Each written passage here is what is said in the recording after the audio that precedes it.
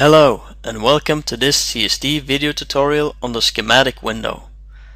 In this tutorial we will give you an overview of the features and functionality you can use to build a string in the schematic window in CSD. The format of the schematic can be changed to get a nice printout. To change the order of the columns, highlight the column you would like to move the cursor to the border of the area. The cursor will then have a square next to it. Drag the column to the desired position. A dotted line will show you where the column will be inserted. To scale columns, place the cursor on the border of the column, press down the left mouse button and resize the width of the column. You can choose which columns to display in Options Setup or by pressing this icon. Most element attributes and completion attributes in the schematic are set to act as hotlinks. This means that if you click an attribute, data about the attribute will be shown. The mouse cursor will change to a hand symbol when it's moved over an active attribute. As seen in previous tutorials, most of the string building takes place in the schematic window. To insert items, you can either use the toolbox or Part Explorer to drag and drop items into the schematic window. To copy items, highlight one or several rows that you want to copy, right-click and choose Copy and then right-click Paste. The cursor will now get a plus sign next to the arrow. Use the cursor to choose where you want to insert the element. If you want to move the highlighted area, drag it to the desired place. To change the length of an item, highlight it and click on the length field and type in the new length. To change the drift ID, click on the drift ID field and change it.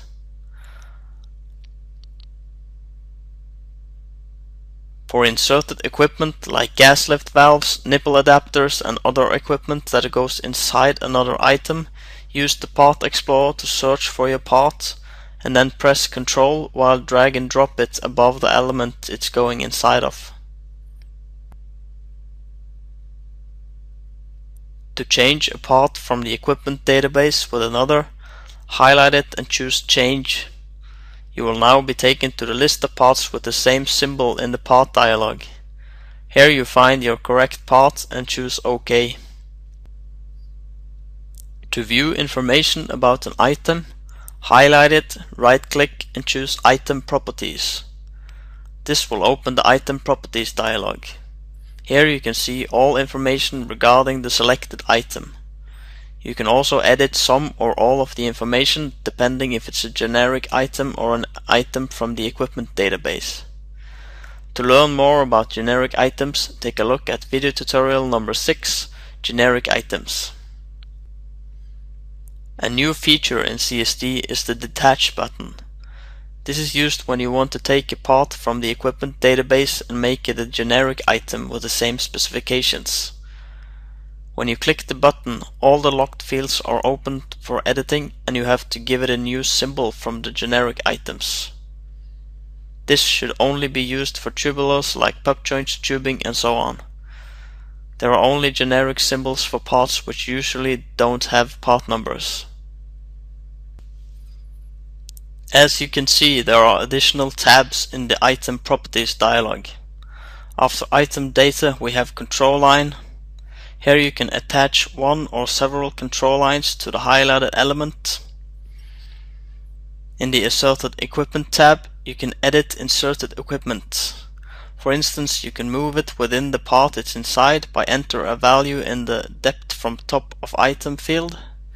Note that this is not the MD, but the depth relative to the part it's inside. You can change the length, add serial number and so on. You can also delete items by highlighting it and click on the delete button. In the next tabs you can register radioactive tags, clamps and bandits to the highlighted element. To group several items in an assembly, highlight the part, right-click and choose Assembly. This will then be indicated as an assembly with the assembly length in the assembly column. To unassemble it, highlight the gray assembly area, right-click it and choose Unassembly. If you've got two or more sections where a string is stinging into another, you can use the fixed depth to force the first element of the new string to the correct MD. Select the item, right-click it and choose Fixed Depth. Enter MD top and click OK. Thank you for watching this tutorial. If any questions, please get in touch with us in CSD support.